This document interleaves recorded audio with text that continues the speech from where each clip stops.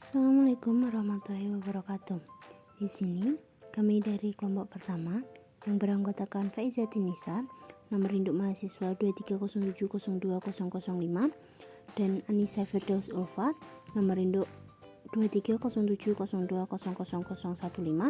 serta Mbak Siti Nuraini dengan nomor induk mahasiswa 23070200050. Nah, di sini kami akan sedikit memaparkan mengenai sejarah, definisi, manfaat, dan jenis-jenis teori graf.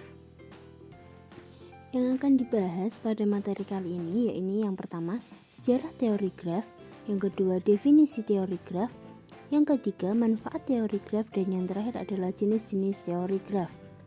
Nah, selanjutnya mengenai sejarah teori graf.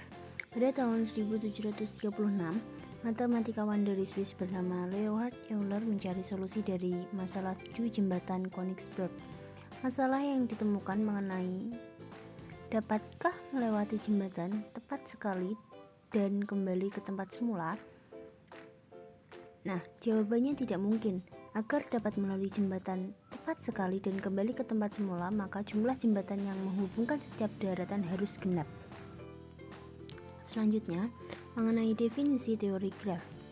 Graf atau G merupakan sebuah pasangan himpunan yang sama di dalamnya akan terdiri dari himpunan tak kosong dari simbol vertis atau V dan himpunan sisi atau E yang keduanya kemudian disimbolkan dengan V dan E.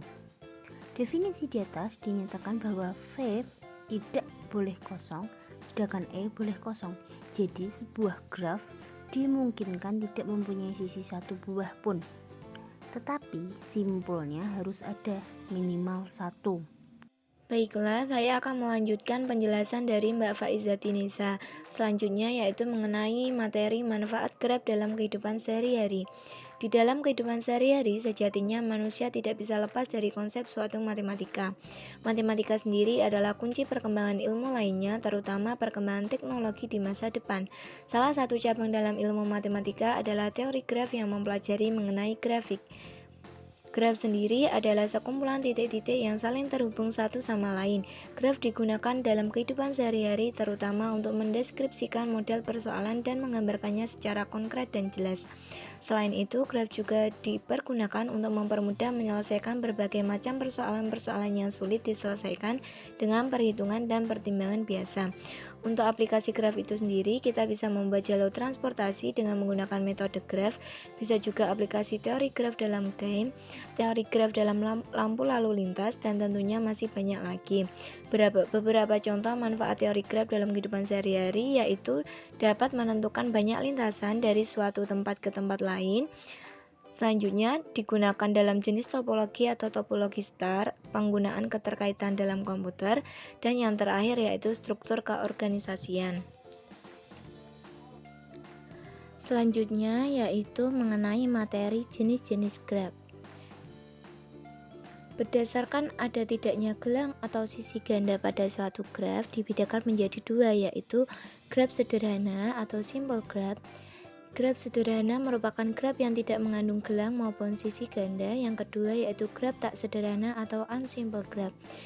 Graf yang mengandung sisi ganda atau gelang dinamakan graf tak sederhana. Ada dua macam graf tak sederhana, yaitu graf ganda atau multigraph atau graf semu atau pseudograph. Graf ganda adalah graf yang mengandung sisi ganda, sedangkan graf semu adalah graf yang mengandung gelang. Selanjutnya yaitu berdasarkan berat pada suatu graf, antara lain yang pertama graf tidak berlabel. Graf tidak berlabel ini adalah graf yang tidak memiliki informasi. Yang kedua yaitu graf berlabel. Graf berlabel ini dibagi menjadi dua kategori, yaitu yang pertama graf berlabel ajaib dan graf berlabel anti ajaib. Untuk graf berlabel ajaib sendiri yaitu graf yang memiliki berat yang sama, sedangkan graf berlabel anti ajaib yaitu graf yang memiliki berat berbeda dengan selisih sama. Selanjutnya yaitu jenis graf berdasarkan jumlah simpul pada suatu graf. Antara lain yang pertama yaitu graf berhingga. Graf berhingga ini adalah graf yang jumlah simpulnya n berhingga.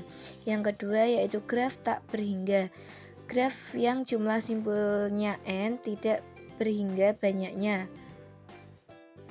Selanjutnya yaitu jenis graf berdasarkan orientasi arah. Jenis graf berdasarkan orientasi arah ini dibedakan menjadi dua, yaitu graf berarah dan graf tak berarah. Untuk graf berarah sendiri yaitu graf yang dapat menghubungkan vertex 1 ke vertex 2 saja atau satu arah, sedangkan graf tak berarah yaitu graf yang sisinya tidak mempunyai orientasi arah. Dan graf tak terarah adalah graf yang menghubungkan dua vertex V1 ke V2 dan V2 ke V1 atau dua arah.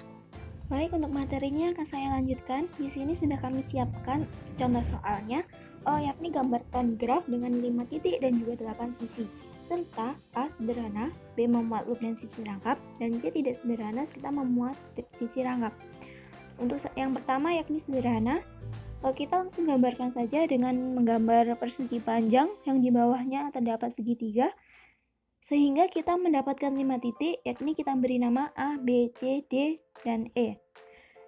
Dan sisinya yakni terdapat 8 sisi, AB, AC, AE, BC, BE, CD, CE, serta DE. Kedua, memuat loop dan sisi rangkap. Untuk gambar kedua ini hampir mirip untuk yang sederhana, hanya memiliki beberapa perbedaan saja. Pada garis AB ada penghubung sebanyak 3 sisi, ini yang dinamakan dengan sisi rangkapnya.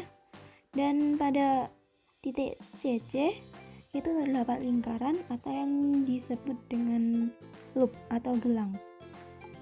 Untuk gambar yang terakhir yakni tidak sederhana dan memuat sisi rangkap.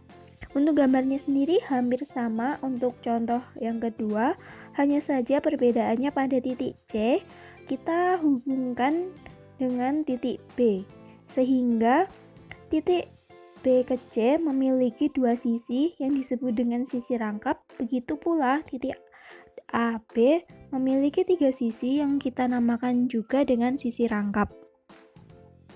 Di sini terdapat latihan soal. Silahkan teman-teman bisa mencoba mengerjakan latihan soal di atas ya. Baiklah, karena materi mengenai sejarah, definisi, manfaat, serta jenis-jenis teori graf sudah disampaikan sebelumnya, maka di sini akan saya sampaikan kesimpulannya. Yakni, graf sendiri merupakan pasangan himpunan yang di dalamnya terdiri dari himpunan tak kosong dari simbol vertis V dan himpunan sisi E. Teori graf ini dikemukakan oleh matematikawan asal Swiss pada tahun 1736, yakni Leonhard Euler, yang mencari solusi dari 7 jembatan Königsberg. Teori graf ini juga memiliki manfaat dalam kehidupan sehari-hari, misalnya pada struktur keorganisasian dan dalam menentukan berbagai macam jalur dari satu tempat ke tempat lainnya. Terima kasih kepada teman-teman yang telah menyimak video pembelajaran ini. Semoga teman-teman dapat memahami apa yang telah kami sampaikan sebelumnya. Kami akhiri, mohon maaf bila terdapat kesalahan kata yang menyinggung teman-teman. Terima kasih. Wassalamualaikum warahmatullahi wabarakatuh.